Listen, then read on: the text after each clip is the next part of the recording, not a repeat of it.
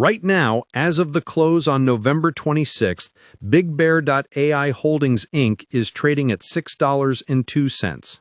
That is a red print on the day, down 17 cents or 2.75%. In the after-hours session, we are seeing a minor tick upward to $6.06, reclaiming about 0.66% of that drop. When you look at a chart like this, a stock that has been chopped in half from its February highs and is now grinding sideways in the $6 range, the immediate instinct is to look away. The expectation for BigBear.ai, especially among the retail traders on Robinhood stock trading forums, is that the AI hype cycle for small caps is over. The narrative suggests that unless your name is NVIDIA or Palantir, you are just a pretender, a cash-burning SPAC leftover that is slowly bleeding out while waiting for government contracts that never come. That is the expectation, a zombie company walking the valley of death between prototype and production. But the reality is fundamentally different and significantly more explosive for those paying attention to the plumbing of the national security state. The reality is that BigBear.ai is not bleeding out, it is actively shedding its old skin to emerge as a new species of defense contractor, a digital prime. While the casual observer sees a 20% revenue drop in the recent earnings report and panics, the sophisticated online investing crowd understands that this revenue decline was a deliberate strategic choice to exit low-margin, commodity-level advisory work in favor of high-margin, proprietary software revenue.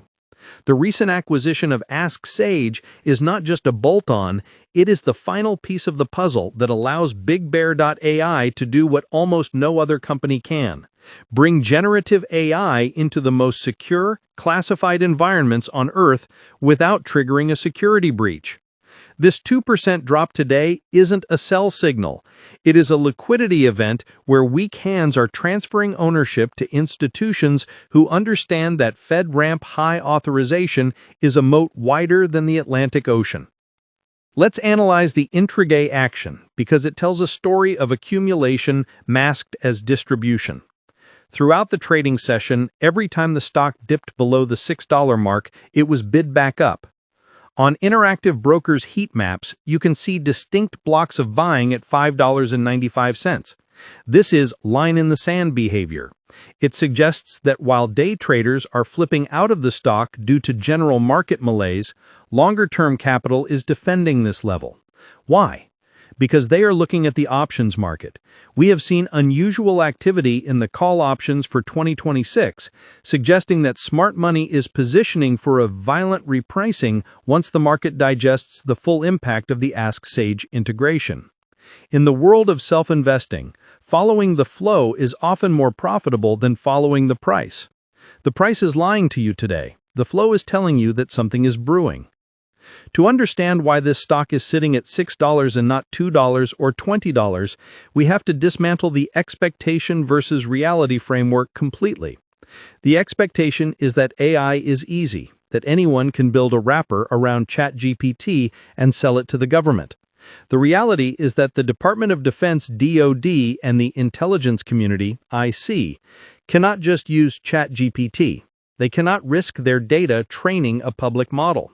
They need a sovereign AI solution that is model agnostic, secure, and auditable. This is where BigBear.ai has positioned itself. They are not trying to build the smartest model. They are building the secure orchestration layer that allows the Army or the NSA to use any model safely. This is a subtle but massive distinction. It is the difference between selling a car and selling the only road that leads to the military base. Let's dive deep into the Ask Sage acquisition because it is arguably the most critical development in the company's history, even more so than the Pangiam deal. Ask Sage isn't just a cool startup. It is a platform that already has FedRAMP high authorization. Do you know how hard it is to get that? It takes years and millions of dollars. By acquiring this, BigBear.ai skipped the line. They now have a product that is legally allowed to handle the government's most sensitive, unclassified data today. This is why the revenue guidance for 2026 is starting to look conservative. We are talking about an asset that creates stickiness. Once a government agency integrates Ask Sage into its workflow to write contracts, analyze code, or summarize intelligence, it doesn't ripping it out. It becomes part of the bureaucratic muscle memory. If you are using Fidelity Investments or Schwab Intelligent Portfolios, you might see BigBear.ai classified as Information Technology Services. That is a boring label for what is essentially a war tech company.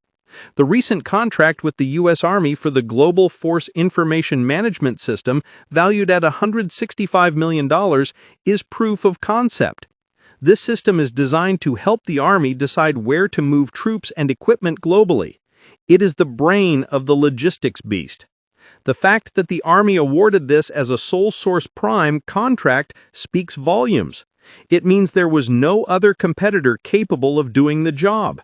In the government contracting world, sole source is the golden ticket. It implies a monopoly on that specific capability. Now, consider the international angle, which is often ignored by domestic investors. The Memorandum of Understanding signed with Pahang Aerospace City in Malaysia is not just a press release fluff piece.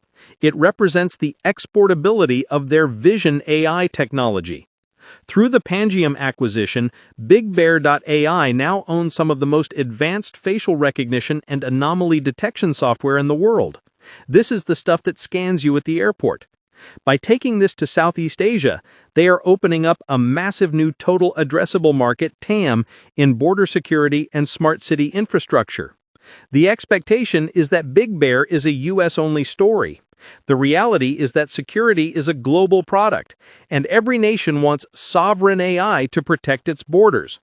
Comment below how many shares of BigBear.ai you currently hold, and do you think the Ask Sage acquisition justifies a $10 price target in 2026? Let's talk about the financials, because this is where the bears make their stand. Yes, revenue dropped 20% year over year. If you just scan the headline on your Fidelity mobile app, you sell the stock. But you have to look at the composition of that revenue. They are shedding low-value advisory hours, basically renting out bodies, to focus on high-value software subscriptions. This is the classic Adobe pivot or ServiceNow pivot. You take a hit on the top line to explode the margins on the bottom line.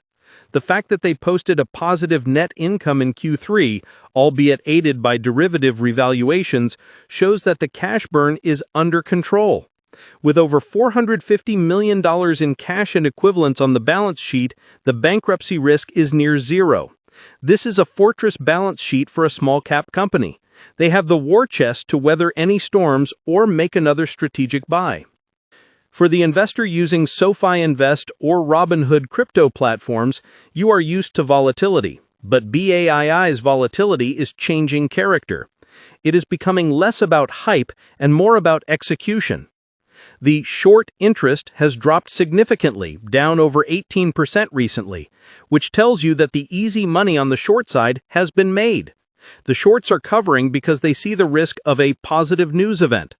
Imagine if they announce a major expansion of the Army contract or a new deal with the Department of Homeland Security, DHS. The stock would gap up, trapping anyone who is short. The risk-reward profile at $6 is heavily skewed to the upside. We also need to discuss the Palantir comparison. Everyone wants to find the next Palantir. BigBear.ai is often called Baby Palantir. The comparison is lazy but directionally correct. Palantir spent 17 years building its software before it became profitable. BigBear.ai is trying to compress that timeline by buying established tech like Pangiam and Ask Sage. This buy versus build strategy is risky. Integration is always hard, but if it works, it creates a comprehensive suite of tools that covers everything from visual intelligence, cameras, to decision intelligence, data. Palantir is the operating system for data. BigBear.ai wants to be the operating system for the actions taken on that data. If you look at the technicals on your Fidelity trading platform, you will see that the stock is currently sandwiching itself between the 50-day and the 200-day moving averages. The 200-day moving average is sitting right around $5.40. This is your hard floor. As long as the stock stays above this level, the long-term trend remains constructive. The consolidation we are seeing now, this frustrating sideways grind, is actually healthy. It allows the moving averages to catch up to the price and builds a base for the next launch. The longer the base, the higher in space. Let's pivot to the human element. Who is running this ship? CEO Mandy Long and the team have been very deliberate. They are not pumping the stock on Twitter. They are not making wild promises. They are signing contracts and closing deals. The appointment of Kevin McAleenan as former acting Secretary of Homeland Security was a masterstroke. You don't hire a former cabinet secretary to run a penny stock scam. You hire him because he knows exactly who to call to get the contract signed. He brings a Rolodex that is worth its weight in gold. This level of insider access is what separates BAII from the hundreds of other AI startups claiming to have government solutions.